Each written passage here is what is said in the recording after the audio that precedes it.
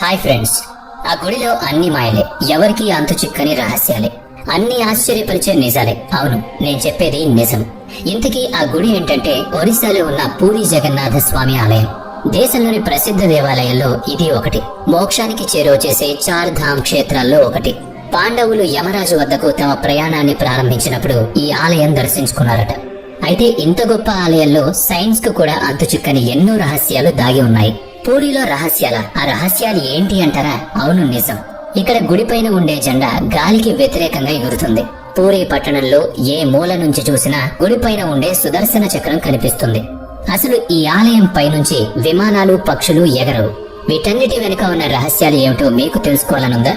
అయితే ఈ వీడియోని ఎక్కడా స్కిప్ చేయకుండా ఫుల్ గా చూసేయండి. ఇప్పటి వరకు మీరు మన ఛానల్ ని సబ్స్క్రైబ్ చేసుకోకపోతే వెంటనే సబ్స్క్రైబ్ చేసుకుని బెల్ ఐకాన్ మీద క్లిక్ చేయండి. పూరి జగన్నాథ స్వామి ఆలయం. ఈ ఆలయంలో శ్రీకృష్ణుడు, బలరాముడు, సుభద్రల విగ్రహాలుంటాయి. అయితే ఈ ఆలయ నిర్మాణం వెనుక, అలాగే ఈ విగ్రహాల ప్రతిష్టాపన వెనుక ఎన్నో కథలున్నాయి. పురాణాల ప్రకారం ఈ ఆలయాన్ని 1078లో కళింగ పరిపాలకుడైన అనంతవర్మ చోడగంగదేవ ప్రారంభించాడు. ఆ తర్వాత ఈ ఆలయం ఆయన మనువడైన రాజా అనంగ భీమ్ దేవ్ పాలనలో పూర్తయింది. అంతకుముందు అక్కడున్న ఆలయాన్ని ఇంద్రద్యుమ్న మహారాజు కట్టించాడని అంటారు. దీని వెనుక కూడా ఒక కథ ఉంది. అదేంటంటే, గిరిజనుల దేవుడైన ఈ జగన్నాథుణ్ణి గిరిజనుల రాజైన విశ్వావసుడు మాత్రమే గుడి లోపలికి వెళ్లి పూజించేవాడు. ఎవరికి ఆ లోపలున్న ఆ విగ్రహం కనిపించేది కాదు. ఈ విషయం తెలుసుకున్న ఇంద్రద్యుమ్నుడు ఆ విగ్రహ రహస్యాలను తెలుసుకోవడానికి ఒక విద్యాపతి అనే ఒక బ్రాహ్మణ యువకుణ్ణి అక్కడికి పంపుతాడు. అయితే అక్కడకు వెళ్లిన విద్యాపతి గిరిజన రాజు కుమార్తె అయిన లలితను ప్రేమించి పెళ్లి చేసుకుంటాడు. ఆ తర్వాత కొన్నాళ్లకు విద్యాపతి తన మామగారైన రాజును ఒక కోరిక కోరతాడు. అదేంటంటే, గుడి లోపలున్న జగన్నాథ విగ్రహం చూపించమని. ఇక అల్లుడు కోరిక కాదనలేక రాజు అతని కళ్లకు గంతలు కట్టి గుడి దగ్గరకు తీసుకువెళతాడు. విద్యాపతి ఆ దారిని తెలుసుకునేందుకు తెలివిగా దారి పొడవునా ఆవాలను చల్లుకుంటూ వెళ్తాడు. కొన్నాళ్లకు అవి మొలకెత్తి దారి స్పష్టంగా కనిపిస్తుంది. దీంతో వెంటనే ఇంద్రద్యుమ్న మహారాజుకు కబురు పెడతాడు. అప్పుడు రాజు అడవికి చేరుకునేలోగా అక్కడ విగ్రహాలు మాయమవుతాయి. దీంతో ఇంద్రద్యుమ్నుడు నిరాశతో నిరాహార దీక్ష మొదలుపెట్టి అశ్వమేధ యాగం చేస్తాడు. నీలాచలం మీద ఓ ఆలయాన్ని నిర్మించి నరసింహస్వామి విగ్రహాన్ని ప్రతిష్ఠిస్తాడు. అలాగే ఒకరోజు అతని కలలో జగన్నాథ స్వామి వచ్చి సముద్రంలో చాంకీ నది ముఖద్వారానికి వేప కొయ్యలు కొట్టుకొస్తాయని, వాటితో 3 విగ్రహాలు చేయించమని ఆదేశిస్తాడు. కొయ్యలైతే కొట్టుకొచ్చాయి, కానీ విగ్రహ నిర్మాణానికి ఎవరూ ముందుకు రాలేదు. అయితే దేవశిల్పి విశ్వకర్మ వికలాంగుడి రూపంలో వచ్చి ఆ పని తాను చేస్తానని ఒప్పుకుంటాడు. అయితే దానికి ఒక కండిషన్ కడతాడు. నేను ఈ విగ్రహాలను తయారు చేసే గదిలోకి ఎవ్వరూ రాకూడదు. తాను కూడా అవి పూర్తయ్యే వరకు బయటకు రానని చెబుతాడు. చాలా రోజులు గడుస్తాయి, కానీ లోపల ఏం జరుగుతుందో ఎవ్వరికీ తెలీదు. దీంతో రాణి తొందర పెట్టడంతో రాజు అతను ఇచ్చిన గడువు పూర్తి కాకుండానే తలుపులు తెరుస్తాడు. లోపల శిల్పి కనిపించడు. చేతులు కాళ్ళు లేని సగం చెక్కిన విగ్రహాలు మాత్రం కనిపిస్తాయి. పశ్చాత్తాపంతో రాజు బ్రహ్మదేవుణ్ణి ప్రార్థిస్తాడు. చతుర్ముఖుడు ప్రత్యక్షమై ఇక మీదట అదే రూపంలో విగ్రహాలు పూజలందుకుంటాయని చెబుతాడు. అందుకే పూరి జగన్నాథ స్వామి ఆలయంలో విగ్రహాలకు అభయహస్తం, వదరహస్తం కనిపించవు. ఇది ఈ ఆలయం విగ్రహం వెనుకున్న కథ. ఇప్పుడు నేను మీకు ఇంకొక ఇంట్రెస్టింగ్ విషయం చెబుతాను. ప్రతి 12 ఏళ్లకోసారి పూరి జగన్నాథ స్వామి ఉత్సవం జరుగుతుంది. ఆ టైంలో దేశంలో ఎక్కడా చేయని విధంగా గర్భగుడిలోని విగ్రహాలను మారుస్తారు. విగ్రహాలే కాదు, శ్రీకృష్ణుడి విగ్రహంలోని బ్రహ్మ పదార్థాన్ని మారుస్తారట. అయితే ఈ పదార్థం ఏంటో ఎవ్వరికీ తెలియదు. ఎవరూ ఈ పదార్థాన్ని ఇప్పటి వరకు చూడలేదు కూడా. మొదట కొయ్యతో చేసిన ఈ మూల విగ్రహాలను ఆషాఢ మాసాల్లో ఖననం చేసేసి కొంత ఎంపిక చేసిన చెట్ల దారువులతో మూల విరాట్టులను తయారు చేసి ప్రతిష్ఠిస్తారు. ఈ వేడుకను నవకళేబరం అంటారు. ఈ విగ్రహాలను ఖననం చేసే ముందు ఆలయ ముఖ్య పూజారి కళ్లకు గంతలు కట్టుకుని చేతికి వస్త్రం చుట్టుకుని జగన్నాథుడి విగ్రహంలో ఉండే బ్రహ్మ పదార్థాన్ని కొత్త విగ్రహంలోకి మారుస్తారు. ఇది జరిగేటప్పుడు ఆ పూజారి మాత్రమే అక్కడ ఉంటాడు. ఇంకా ఎవరు అక్కడ ఉండరు. ఒక వస్త్రం ద్వారా మాత్రమే ఆ పదార్థాన్ని తాగుతారు. అంతే తప్ప నేరుగా తాకలేరు. ఆ టైంలో గుడి మొత్తం కరెంటు నిలిపివేయడంతో చీకట్లో ఉంటుంది. అంతేకాదు, గుడి చుట్టుపక్కలంతా కూడా కరెంట్ను నిలిపివేస్తారు. పోలీసులు టెంపుల్ ని పూర్తి ఆధీనంలోకి తీసుకుని ఎవరిని లోపలికి వెళ్లకుండా చూస్తారు. మరైతే ఈ మెత్తని బ్రహ్మ పదార్థం ఏమిటి? కొంతమంది పూజారులు పురాణ కథల ప్రకారం తెలిసిందేంటంటే, ఆ బ్రహ్మ పదార్థమే కృష్ణుడి గుండె.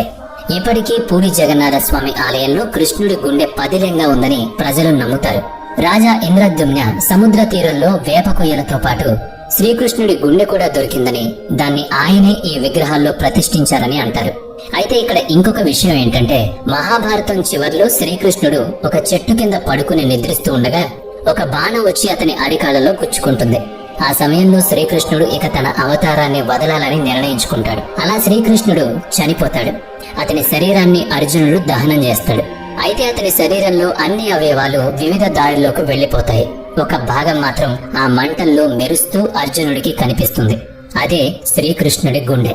దాన్ని ఒక వేప కొయ్యపై పెట్టి సముద్రంలోకి వదులుతాడు అర్జునుడు. అదే ఇంద్రద్యుమ్నకు దొరుకుతుంది. అందుకే ప్రజలంతా జగన్నాథ స్వామి ఆలయంలో శ్రీకృష్ణుడు పదిలంగా ఉన్నాడని, దానివల్ల గుడిలో ఎన్నో రకాల మిస్టరీలు ఉన్నాయని అంటారు. అసలింతకీ ఈ ఆలయంలో ఉన్న రహస్యాలు ఏంటో మీకు తెలుసా? సరే, ఇప్పుడు వాటి గురించి చెప్తున్నాను. అందులో మొదటిది శిఖరంపై ఉండే జెండా. మీరెప్పుడైనా సరిగా పరిశీలించారో లేదో, పూరీ జగన్నాథ్ ఆలయంపై ఎప్పుడూ హిందూ మతం చిహ్నంతో జెండాలు కనిపిస్తాయి. అయితే ఇందులో ఆశ్చర్యం ఏముందంటారా? అసలు రహస్యం ఇక్కడే ఉంది. ఈ జెండాలు గాలి వీచే దిశలో కాకుండా వ్యతిరేక దిశలో రెపరెపలాడుతూ ఉంటాయి. దీని వెనుక ఉన్న రహస్యం శాస్త్రవేత్తలకు కూడా అంతు చిక్కలేదు. మీరిప్పటి వరకు దాన్ని పరిశీలించలేకపోతే ఈసారి వెళ్ళినప్పుడు పరిశీలనగా చూడండి, మీరే గమనిస్తారు.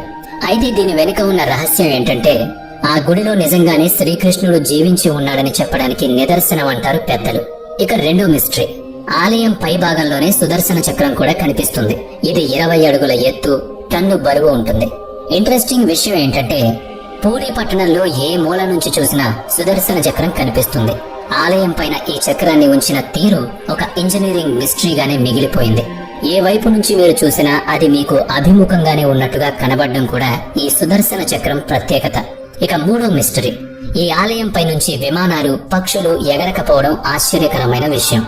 దేశంలోని ఏ ఆలయంలోనూ ఇటువంటి అంశం కనిపించడం అరుదు. ఏ ప్రభుత్వము దీన్ని నో ఫ్లయింగ్ జోన్ గా ప్రకటించలేదు. ఏదో తెలియని అతీత శక్తి కారణంగానే నో ఫ్లయింగ్ జోన్ గా మారిపోయింది. శాస్త్రవేత్తలకు కూడా అది అంతు చిక్కదు.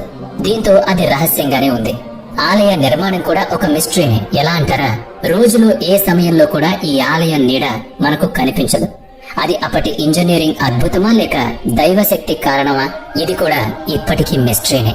ఇక మరొకటి సింహద్వార రహస్యం. జగన్నాథ ఆలయానికి 4 ద్వారాలుంటాయి. వీటిలో సింహద్వార ఆలయ ప్రవేశానికి ప్రధాన మార్గం. అయితే ద్వారం గుండా ఆలయంలో ప్రవేశించినప్పుడు మీరు శబ్ద తరంగాలను స్పష్టంగా వినొచ్చు. ద్వారం నుంచి కాస్త వెనక్కి నడిచి బయటకొస్తే ఆ శబ్దం మీకు వినిపిస్తుంది. ఇది భక్తులకు ఓ అద్భుతంలా అనిపిస్తుంది. అలాగే సాధారణంగా సముద్ర తీరంలో ఉదయం పూట గాలి సముద్రం నుంచి భూమి వైపు, సాయంత్రం వేళ భూమి నుంచి సముద్రం వైపు వెళుతుంది. కానీ పూరీ సముద్ర తీరంలో మాత్రం దీనికి పూర్తి వ్యతిరేక దిశలో జరగడం విశేషం. ఇది కూడా సైన్స్ కు అంతు చిక్కడం లేదు. అంతేకాదు, ఈ ఆలయం పైకి ఎక్కి ఓ పూజారి ప్రతిరోజు అక్కడున్న జెండాను క్రమం తప్పకుండా మారుస్తూ ఉంటారు. ఈ ఆచారం దాదాపుగా 1800 ఏళ్ల నుంచి వస్తుంది. ఇది ఒక్కరోజు తప్పినా అప్పటి నుంచి 18 ఏళ్ల వరకు ఈ ఆలయం మూతపడుతుంది అని అక్కడి వాళ్ళు నమ్ముతారు. అందుకే ప్రతిరోజు మిస్ కాకుండా జెండాను మారుస్తూ ఉంటారు. అలాగే ప్రసాద విషయంలోనూ మిస్టరీ ఉంది. అదెలాగంటే, ఈ ఆలయానికి దేశం నలుమూలల నుంచి భక్తులు ఇక్కడికి వస్తారు. అందుకే ఎప్పుడు ఎంత రద్దీ ఉంటుందో ఎవ్వరికీ తెలియదు. కానీ ఇక్కడ విచిత్రం ఏంటంటే, సంవత్సరం మొత్తం మీద ఒక పరిమాణంలో ప్రసాదాన్ని ఇక్కడ తయారు చేస్తారు. కానీ ఎప్పుడూ ఇది సరిపోకపోవడం అంటూ జరగలేదు. అలాగే వృధా కావడం కూడా జరగలేదు. అంతేకాదు, ఈ ప్రసాదాన్ని 7 కుండలు ఒకదానిపై ఒకటి పెట్టి వండుతారు. కానీ కింద ఉన్న కుండల కంటే ముందుగా పై భాగంలో ఉన్న కుండలోని ప్రసాదం తొందరగా తయారవుతుంది. ఇప్పటికీ ఈ విచిత్రం కూడా ఎవరికీ అంతు చిక్కదు. చూశారు కదా పూరి జగన్నాథుడి ఆలయంలో ఎన్ని రహస్యాలు. ఈసారి మీరు అక్కడికి వెళ్ళినప్పుడు చూడండి. ఒకవేళ ఇవన్నీ మీరు కూడా చూస్తుంటే కింద ఉన్న కామెంట్ సెక్షన్ లో మీ అభిప్రాయాన్ని కామెంట్ చేయండి.